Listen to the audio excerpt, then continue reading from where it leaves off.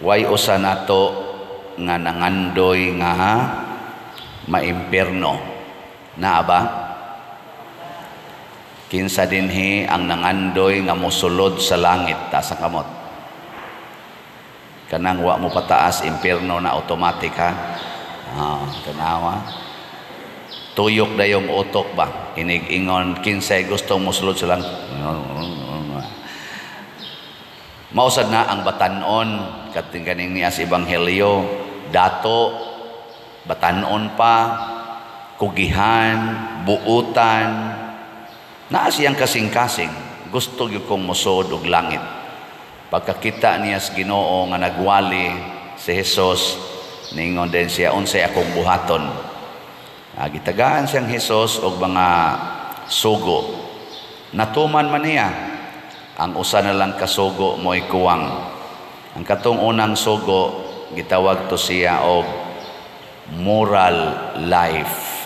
Kana bang buutan, tarong nga kinabuhi.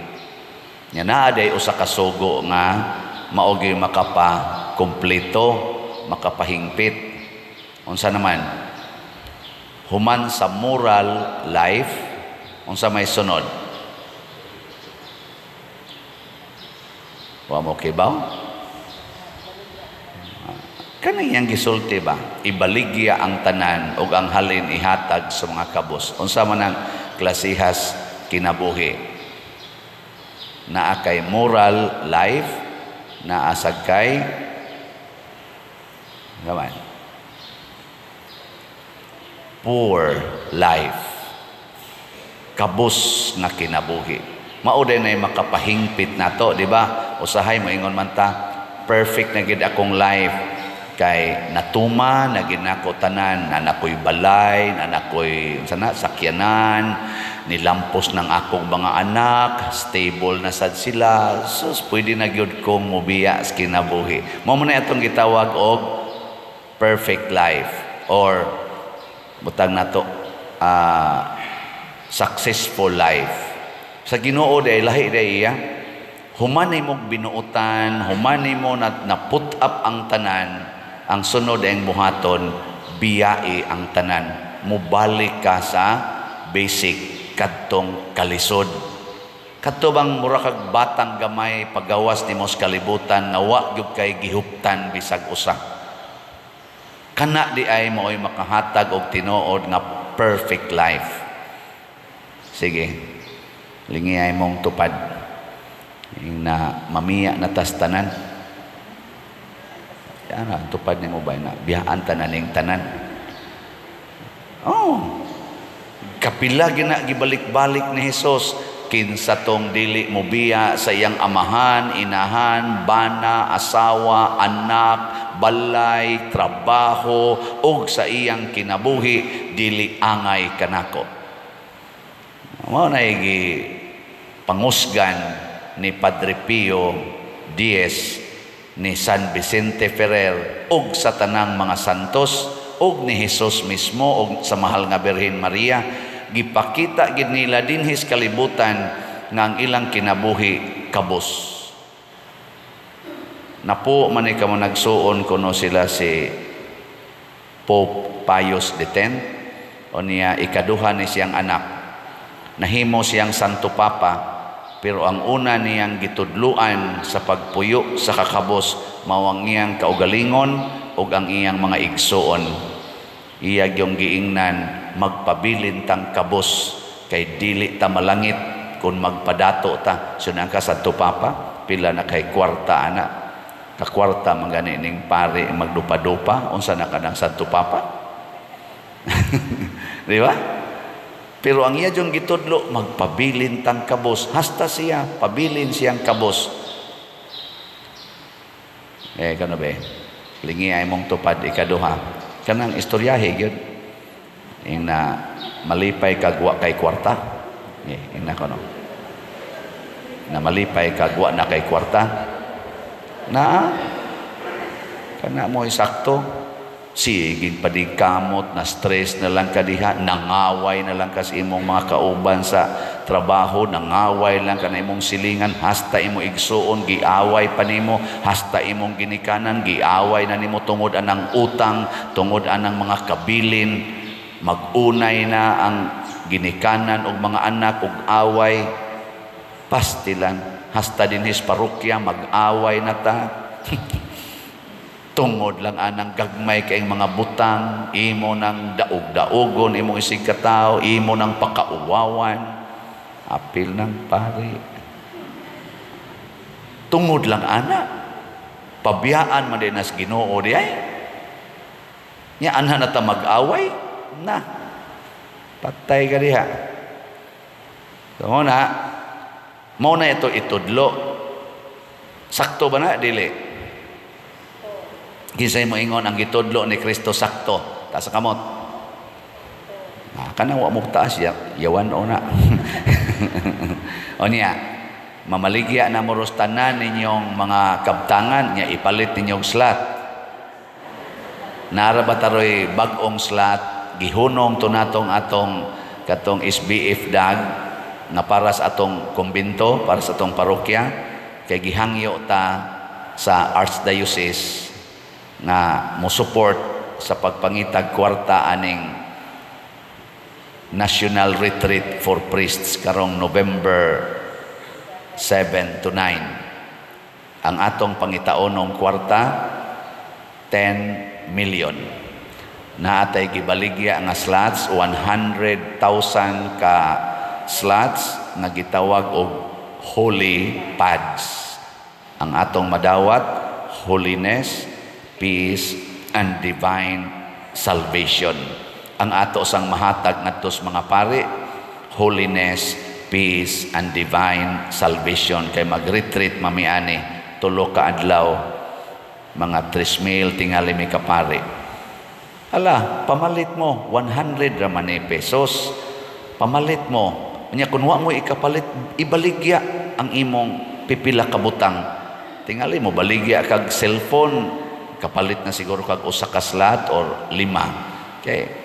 Ay ra sag mahala kay baligya imong cellphone.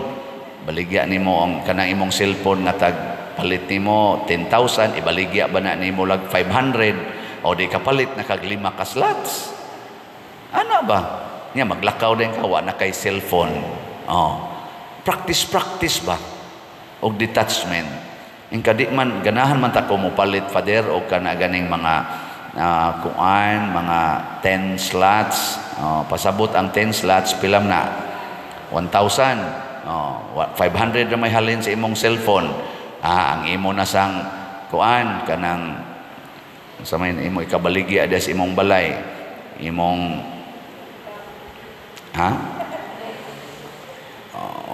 unsa pa imong mabaligya, imo bakang iprinda ang imong alahas nga gamay, kanang kwintas. Iprinda nimo niya ang madawat nimo ato, imong idugang haron mahimong 1,000. Nganong gibuhat man na nimo, magpractice ko aning pagbaligya sa tanan og ihatag ngadto sa mga kabos. Ihatag sa simbahan. Kay ang simbahan mao man ang tinuod nga kabos, Church of the Poor. Ning kay kadato ang simbahan pader. Adi kanang nagpadato matud pa ni San Pio X, mauna sila yung mga yawanon nga niya sa simbahan. Munang naingon siya, let us restore, let us renew all things in Christ.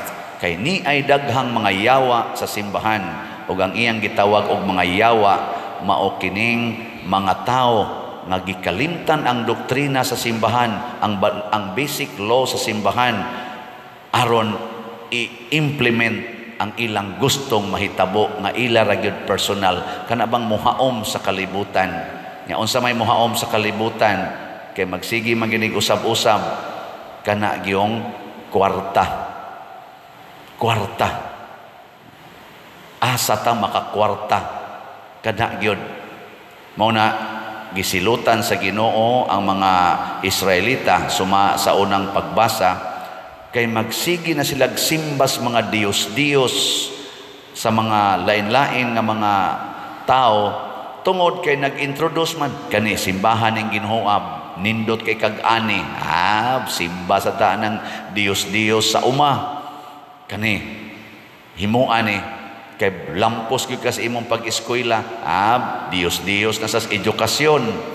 Kani, ihalad ni, di ba? Kanang imong tanan nga kinabuhi, puno ginas kalipay. Dios-Dios na sad sa pleasures and happiness. Wala, pulos na tanan nagsimba. Aniya man daghan ato dinhi, isulob ni kay pang good luck ni siya. Nadayon, mudaghan imong kwarta. Isulob ni kay mawala ginang tanan nga mga kaning dautan. Mo na mga bata na isulob ana unsa na punsiras na pay kolor-kolor. Unsa man na sumpa na sa mga dautan. Sumpa, mamatay ra gyapon na. Sumpa ka diha. Mao na atong tuo-tuo. Daghan na kayong tuo-tuo. Hangtod na sad ang makalipay, Dios-Dios sa kalipay. Unsa na maroy Dios-Dios sa kalipay? Sigig tudlo ninyo, malipay jud ka kun mubatan-on imong naong. Mauna, kuluran ang buhok, nidhiran ang naong, kiskisan ang kilay. Nindot gyud na imong kinabuhi, basta jutay ra imong anak. Two-child policy. Palaygit dayon inighuman sa duha ka anak, inom din ana mga pills. Nyagwa gani anak, hilak-hilak dayon, Lord taga itaw mig baby, Lord taga imig baby. Inigawas nas baby, kanina lang Lord ha, ayaw na gyud sunod. Ning kaunya mamabdos pa man ka kay 30 pa may imong edad. Palaygit na ko oy. Pagkondom diha. Mga buangon mo. Wa magkondom ang pare, kamo kondom na mo diha. Ang sa na mo paggamit anak, wa man sad mi anak, wa man sad mi paanakan. Pasabot ba sunda ang Ginoo? Nya unsa may mahitabo? Anaa dayoy holiness and happiness of life. Matud pas tubag nato sa Salmo. Unsa tay atong tubag? Ginoo, hinumdumi kami tungod sa imong gugma alang sa imong lungsod.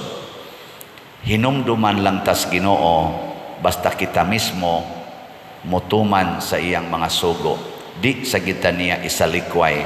Muna diri sa unang pagbasa, kung mutuman sila sa mga maghuhukom, munindot ilang kinabuhi. Pero matod pa diri, inig kamatay sa maghuhukom, mubalik na pod sila sa ilang naandan, mga daot na pod sila.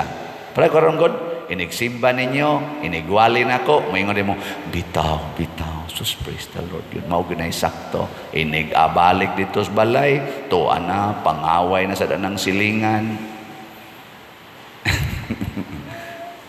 sige, lingay mo tupad. Yung nasugod karon, maghigugmaay na kita kanunay. Ina. Kanang mga marites higugmaan na kanang sigig post nimo diha sa social media nga gidaot ka higugmaan na kanang gasigi og panaway nimo kay bugo ka kay bati kag naong ana higugmaan na kanang gasigig pangasaba nimo nga baga kag naong kay wa jud ka kabayad sa utang higugmaan na no kanang kabit sa imong banag, higugmaan na. Kanang kabit sa imong asawa, patya dili, higugmaan na. Higugmaa. Nya, ang pare, unsaon masad? Higugmaa, unsaon man? Paliting slat, hutdag palit. Na tugdi ba na magkapakapas kalipay ng parian na? Di ba? Sige, nindog na ta.